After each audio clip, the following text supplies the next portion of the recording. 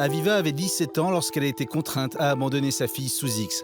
Elle se souvient à peine des mois qui ont suivi l'accouchement, jusqu'au jour où son bébé a commencé à lui manquer viscéralement. Elle vit depuis 20 ans en Israël sans se remettre de cet abandon irréversible. Cette mère de 45 ans, qui a eu 3 autres enfants depuis, est revenue spécialement en France pour cette interview, espérant que sa fille se reconnaîtrait à travers ses traits. Le père était un copain d'école. On était des petits amis qu'on s'est rencontrés à l'école.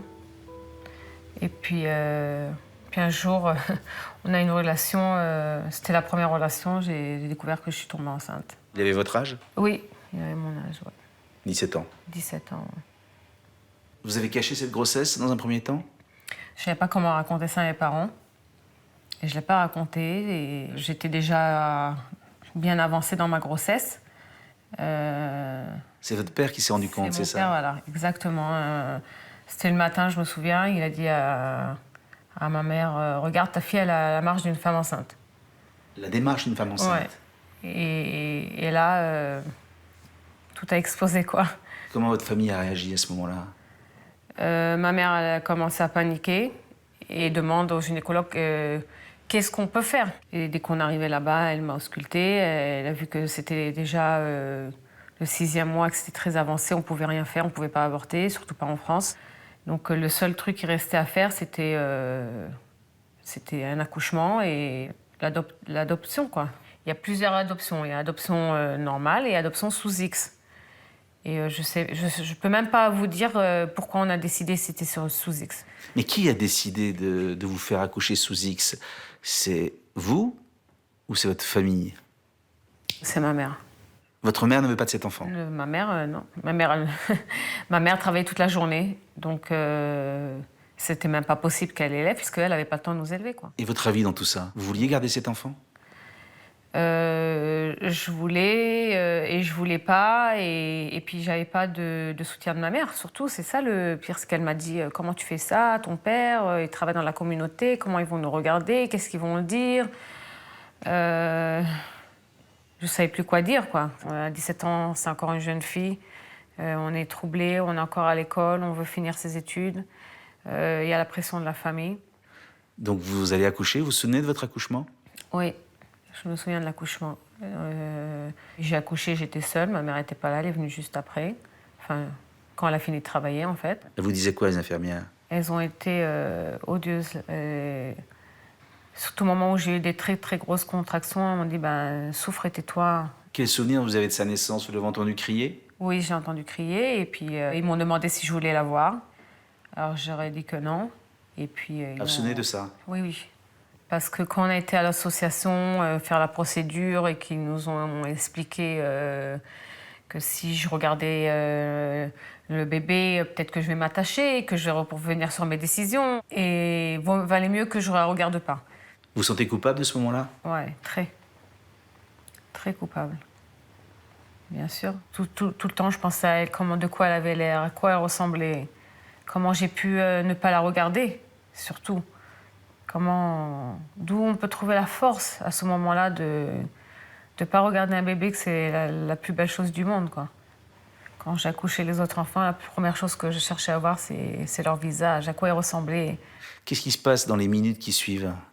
Le berceau est vide? Bah ouais, je remonte dans la chambre comme si rien n'était. Et... Vous retournez sur les bancs de l'école avec votre ventre plat. Est-ce que votre bébé vous manque? Tout le temps. Tout le temps. Quand je pense à ça aujourd'hui, je dis comment j'ai pu faire ça moi? Ça me ressemble pas du tout. C'est pas moi du tout. Moi, un bébé qui pleure dans la rue, je me tourne tout de suite. Vous pensez à elle? Tout le temps. Tout le temps. Pour moi, elle est tout le temps là, dans ma tête. Chaque fois qu'on me demande combien d'enfants j'ai, quand je dis que j'en ai que 3, je sais que je mens, quoi. Comment j'en ai 3? J'en ai 4. Donc vous allez mener votre vie de femme avec ce déni, avec cet enfant abandonné, sans jamais en parler à personne? Sans jamais en parler à personne. J'ai même décidé de quitter la France pour ça.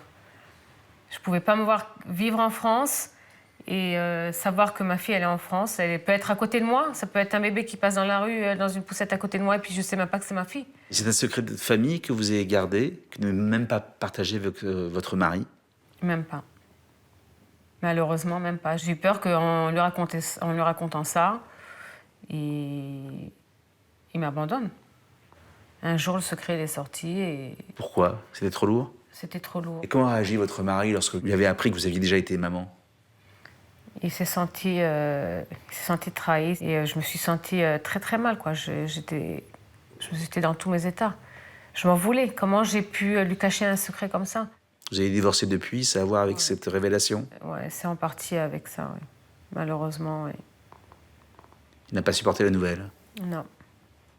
Et lorsque vous demandez à votre mère aujourd'hui pourquoi tu m'as obligé à abandonner ma fille, qu'est-ce qu'elle vous répond? Elle dit que c'était moi la fautive, c'était moi qui a décidé de l'abandonner. Elle a même pas essayé de prendre une partie de responsabilité. Non, elle a tout de suite essayé de se défendre, quoi, de mettre la faute sur moi. Est-ce que vous avez l'impression que votre mère vous a volé votre enfant? Oui. Bah oui, parce que comment elle peut vivre elle-même avec ce secret jusqu'à présent? Comment elle peut ne pas m'affronter et me dire ma fille, je suis désolée, on a fait une erreur, on aurait pu faire autrement, que tu aies la possibilité de la reprendre après X années, quoi. Elle a quel âge votre fille aujourd'hui? 26 ans. Est-ce que vous savez au moins si elle vous recherche? D'après les recherches que moi j'ai fait avec l'association, non. Non. Puis on ne sait même pas si elle sait qu'elle a été adoptée. Donc vous la cherchez éperdument? C'est pour ça que je témoigne ce soir.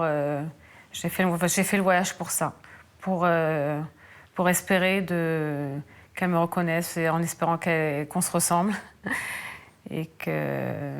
Vous imaginez aussi qu'elle puisse être heureuse avec ses parents adoptifs et qu'elle n'a pas forcément envie de retrouver la maman qu'il a abandonnée? J'imagine, enfin, j'espère de tout mon cœur qu'elle est heureuse. Mais si elle sait qu'elle a été adoptée, au fond d'elle, je suis sûre qu'elle veut savoir c'est qui sa mère, à quoi elle ressemble. Depuis qu'elle est née, je pense à ça tous les jours. Quelle va être sa réaction le jour où elle va vouloir me rencontrer? Si elle va vouloir me rencontrer, c'est sûr qu'elle va m'en vouloir. Comment tu m'as abandonnée? Comment tu as fait ça? Et si elle ne veut pas vous rencontrer? Bon, et ben moi, j'aurais tout fait pour ça. Moi, de mon côté, j'aurais tout fait. Qu'est-ce que vous pourriez dire à des enfants sous X qui cherchent éperdument leur mère, vous qui avez dû abandonner sous X?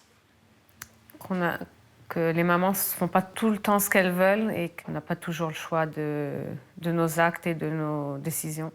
Vous pensez que vous la retrouverez? Oui, je suis sûre. Je suis certaine que ce jour-là, il va arriver.